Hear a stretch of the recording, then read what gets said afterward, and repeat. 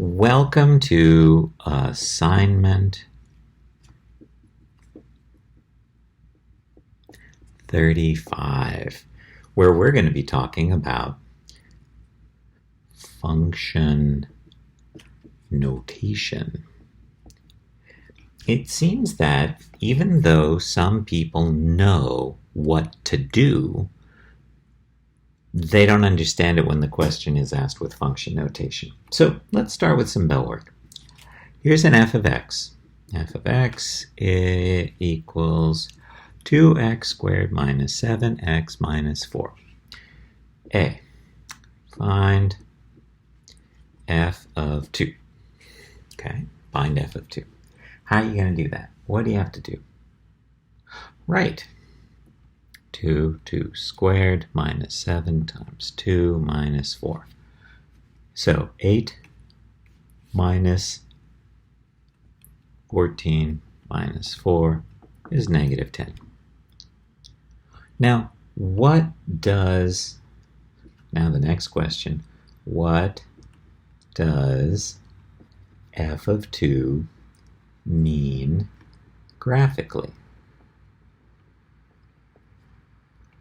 Well, when our input was 2, our output was negative 10. So what I want to say is f of 2 equals negative 10 is the y value at x equals 2 on f of x. You know, we could say this a different way. Not just is this the y value at x equals negative 2 on f of x, but we also know that because f of 2 equals negative 10, we know the point to negative 10 is on the graph of f of x. Okay? All right, find f of 0.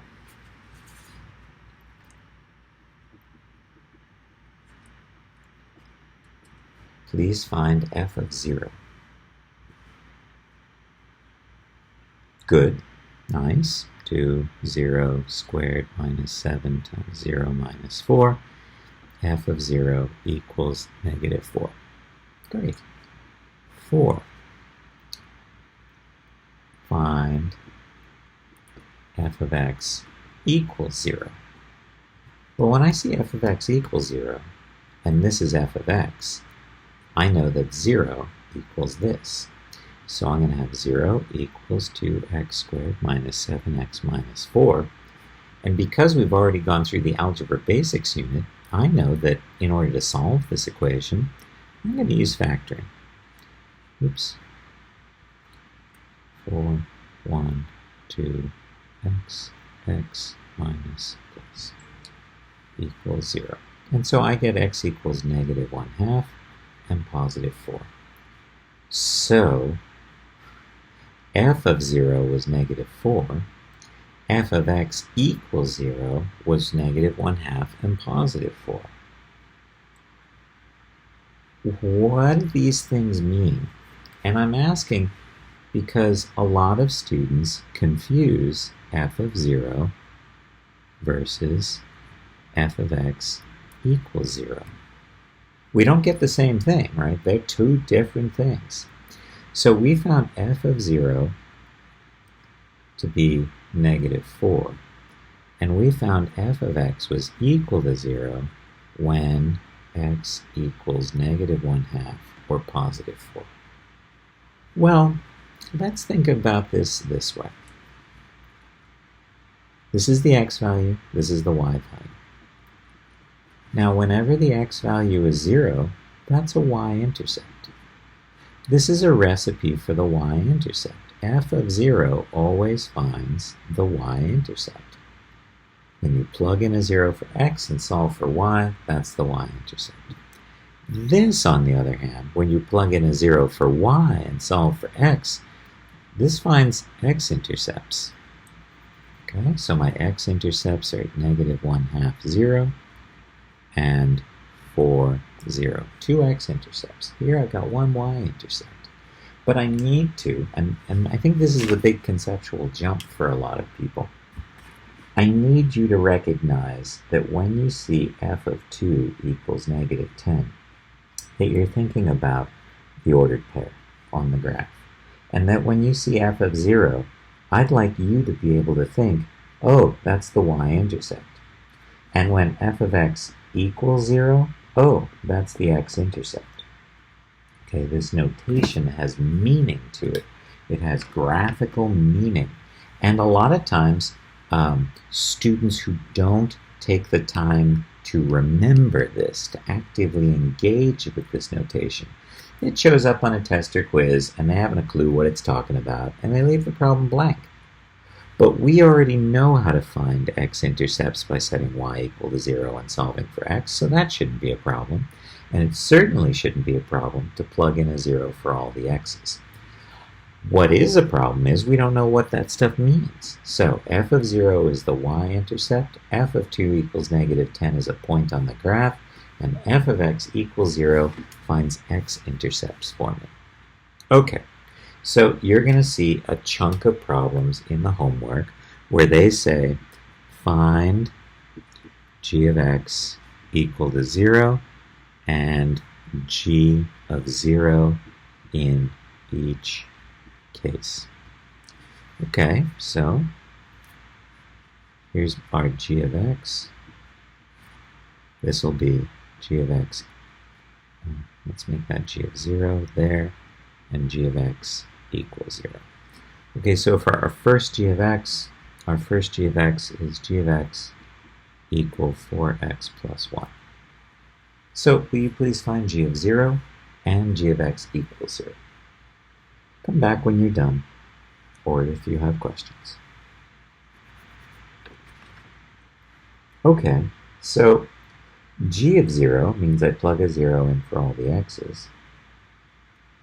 4 times 0 plus 1, and so g of 0 equals 1. G of x equals 0, 0 equals 4x plus 1, negative 1 equals 4x, x equals negative 1/4. Okay, so there's g of x equals 0. What one is that? That's the x-intercept. And g of 0 equals 1. Remember, that's the y-intercept. Okay, here's our next g of x. G of x, goes over here. G of x equals x squared minus 25. Please find g of 0 and g of x equals 0.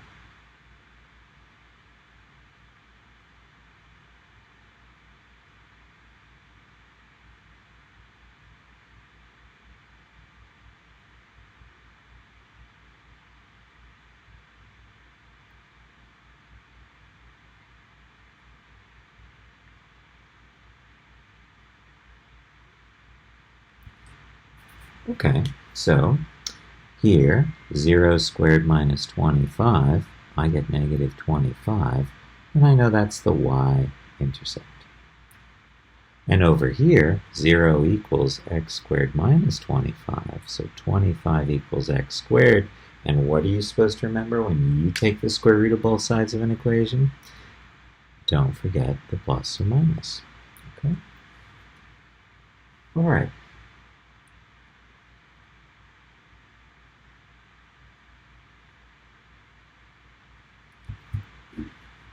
Next, how about g of x equals x squared minus 3x minus 18? Please find g of 0 and g of x equal to 0.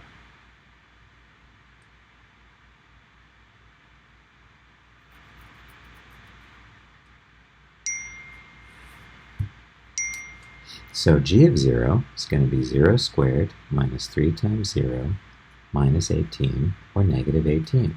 And what does g of 0 mean? G of 0 finds the y-intercept. Now what about g of x equals 0?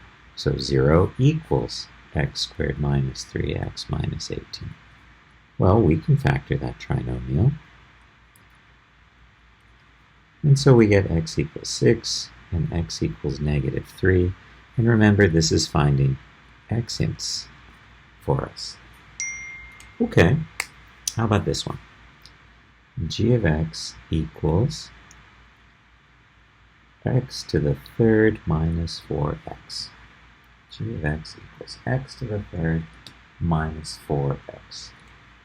So, g of 0, 0 to the third minus 4 times 0, get a big old 0. Now what does that mean graphically? The input was 0, the output was 0, x-intercept and y-intercept is 0. This thing passes through the ordered pair 0, 0. It goes through the origin. Okay? Now what about g of x equals 0? So 0 equals x to the third minus 4x squared. What did we say we would need to do back in our Algebra Basics unit to solve this? Well, we said we would factor. Oops. I'm factoring out an x squared, leaving the x minus 4.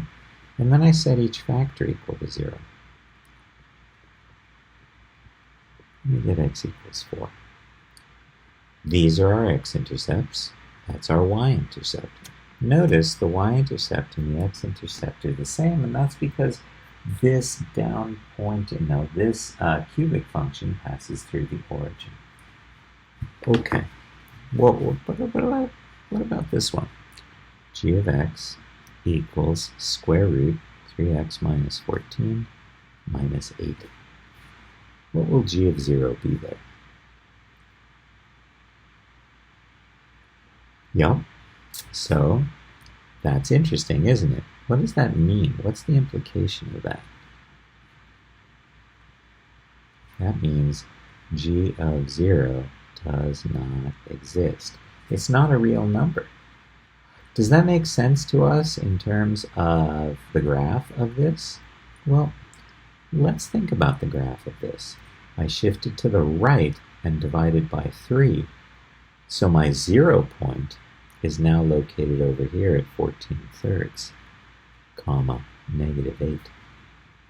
So that's the x value of 0. The x value of 0 is over here. This graph doesn't go anywhere near it.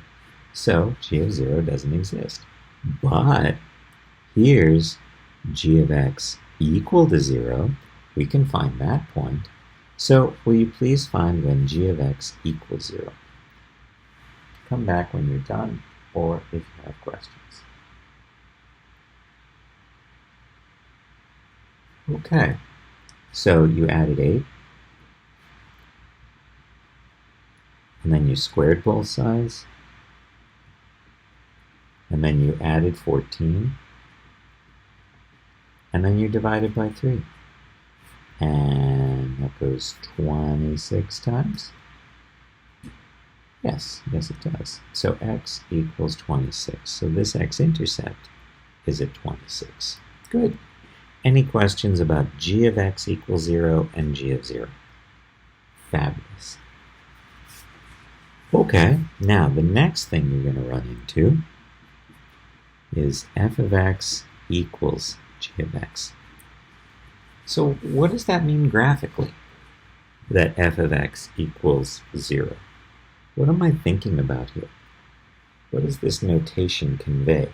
I mean, I know algebraically that if f of x equals x squared plus 2x plus 1 and g of x equals 3x plus 3, I can set those two equations equal to each other.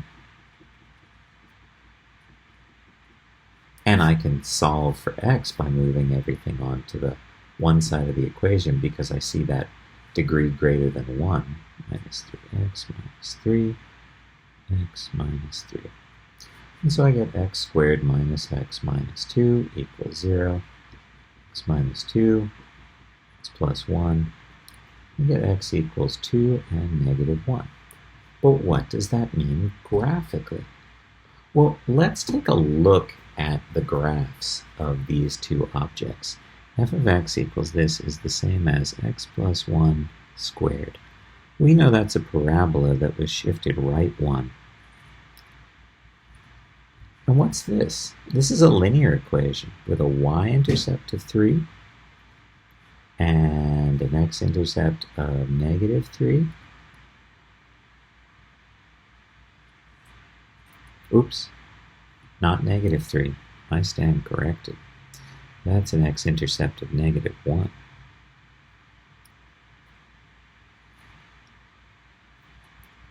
So what are 2 and -1? Well, that is happening at 2, and that is happening at -1. So what does this notation mean graphically? This notation means, where do F and G intersect?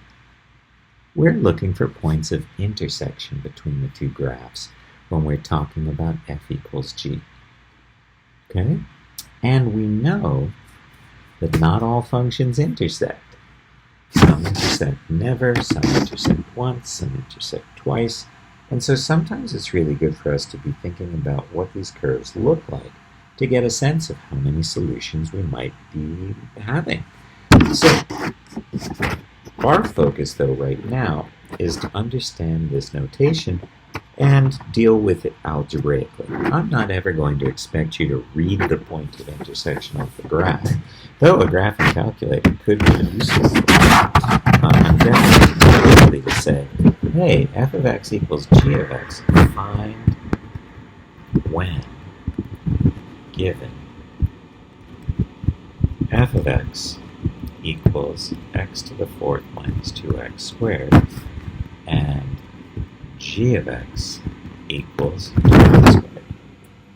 Okay, so show me out algebraically how to find when f of x equals g of x here.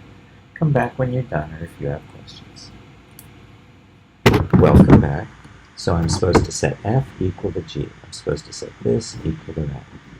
X to the 4th minus 2x squared equals 2x squared.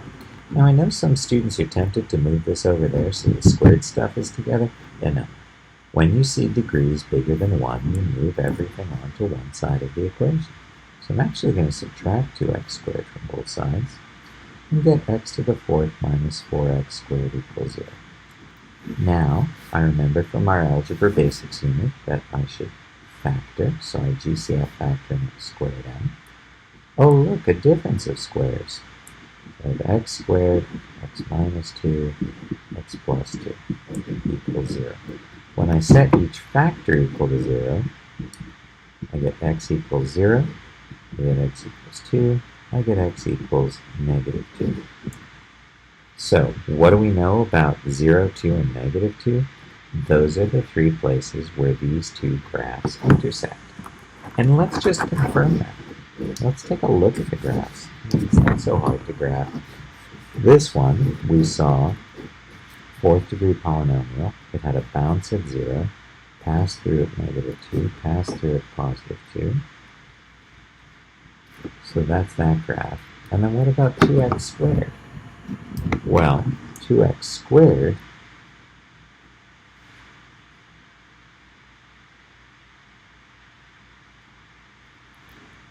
looks like that, does it? No, but that's not 2 and -2. Those are 2 and negative. No, they're not. Silly Koopa. That's square root of 2, and that's negative square root of 2. This point of intersection is -2, and this point of intersection is 2, and this one is here at 0. So I got 3 points of intersection there. And I find thinking about this graphically helps me think about how many answers I'm supposed to have, the reasonableness of the answers that I get. Yeah, I like thinking about this stuff graphically. And you should. Alright, how about if f of x equals x to the 3rd minus 4x, and g of x equals x squared minus 4. Alright, so please find when f equals g. Come back when you're done. So you had x to the 3rd minus 4x equals x squared minus 4. We moved everything onto one side. Oh, look at that. 4 terms we can factor by grouping. X to the third minus x squared minus 4x minus 4. So I'm going to take an x squared out here. Remember, x squared divided by x squared is not 0, but 1. And here I'm going to take out a negative 4. A negative 4. Is that that's got to be a plus. Because if I move it over, it's a minus. Yes, because I moved it over. Okay, so when I move it over, that's supposed to be a plus. There we go. And I factor out a negative 4, and I get minus 1. Nice. I knew that there was a problem because these weren't looking the same, and they're supposed to. X squared minus 4 times x minus 1 equals 0. So you can factor that difference as squares, or you can say x squared minus 4 equals 0, x squared equals 4, and so x equals plus and minus 2. The same answers that we would get by factoring that to a difference of squares and then setting each of those factors equal to 0. And so we get x equals 1 and x equals plus and minus 2. Great. Nice. Okay, so that's the second topic for today. What does g of x equal f of x mean? And we know g of x equals f of x means you're finding points of intersection between those two curves. All right, 3. Third thing we want to talk about today is writing the equation of a line. I know, we've done this before, remember? Y equals mx plus b. That was slope-intercept form. And the one that I preferred, y minus y sub 1 equals mx minus x sub 1. That's point-slope form. And the directions say, write the equation of the line in standard form. Do you remember standard form from the beginning of school? It would have been the first week in August. Okay, so standard form was ax plus by equals c. All the x's and y's are on the same side. Okay, so we want our answer in this form, and it doesn't matter which of these we use to build the equation. So why are we doing this now? Well, it turns out that when I write this question and use function notation, people suddenly stare at me slack-jawed. Because I've told them this. Write the equation of the line in standard form given this. They don't know how to do it. And the reason they don't know how to do it is because they're not thinking about this as an input and this is an output, and so the ordered pair, negative 3, 2, is on the graph. And they're not thinking about this as an input, or this is an output, and so 1, 4 is another point on the graph. See, I have two ordered pairs, and all I need to do is use the slope formula, 4 minus 2 over 1 minus a minus 3, and I get 2 over 4, or 1/2. So my slope is 1/2, got an ordered pair, y minus 4 equals 1/2 x minus 1. Don't forget to distribute, so I'll get y equals 1/2 x plus 7/2, because I'm going to add 4 to negative 1/2, and I get positive 7/2. Is this in standard form? No, this is not in standard form. So y minus 4 equals 1/2 x minus 1. Y minus 4 equals 1/2 x minus 1/2. And then I said I add 4, and I get y equals 1/2 x plus 7/2. 8/2 minus 1/2 is 7/2. Now, how do I go from slope-intercept form to standard form? Well, I got to get the x's and the y's on the same side. So I have negative 1/2 x plus y equals 7/2. That's fine. I wouldn't mark that wrong. An old school traditionalist, in the back of your textbook, you won't see the answer like this. They'll multiply everywhere but 2 to get negative x plus 2y equals 7. And that's traditional standard form. But I'm okay with this standard form. All right? But if you give me this, and I've asked for standard form, well, that's going to be bad. Okay? Okay. So, where is this all going? Well, it's all going to the place where I say, hey, write the equation of the line.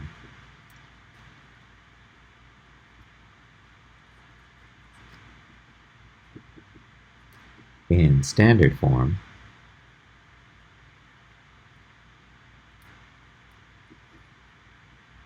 given f of 2 equals 5 and f of 7 equals 20.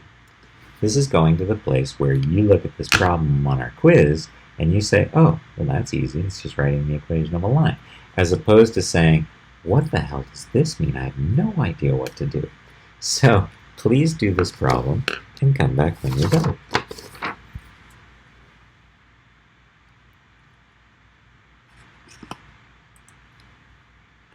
Well, welcome back.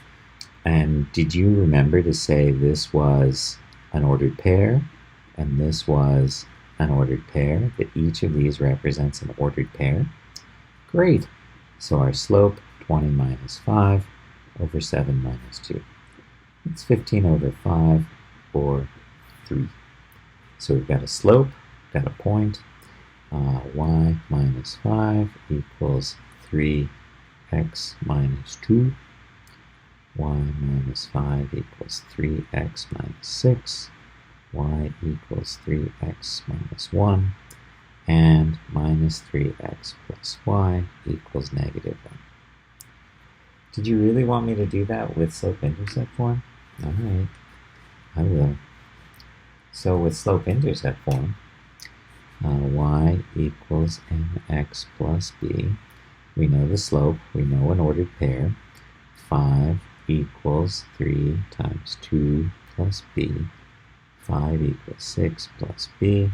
Negative 1 equals b. You know, I have a lot of students who stop here. Is this the equation of the line? No, that's the y-intercept of the line. We're not done until we plug that number back in. So we have 3x minus 1. Are we done now? No, because it's not in standard form, and they explicitly said standard form. So I have to subtract 3x from both sides. Now we're done. Okay? And that's it. That's all we've got for today. I do want to say that your homework is on 3 different textbook pages. But luckily, I've scanned those pages for you, and they're waiting as one PDF. So you don't have to flip around looking for them. Okay? Why did we spend a whole video just on this? Well, because it's really things that people get wrong or leave blank on tests and quizzes. Really, people just, they could tell you that a function was one input for each output, but when we started talking about what does this mean, what does this mean, what does this mean, or how do I write the equation of the line given this, seeing function notation often left people not at all clear as to what things meant. So what was this again? F of 0? That's a y-intercept. And f of x equal to 0? That was an x-intercept. And what did it mean graphically to have f equal to g? This is points of intersection between the two graphs. And here, I'm asked to write the equation of a line given this function notation. Really, all I need to stress about here is getting that written from function notation into ordered pairs. And from then, I should be fine. Okay? Well, let me know if you have any questions, and I'll see you in our next Zoom. Take care, everyone.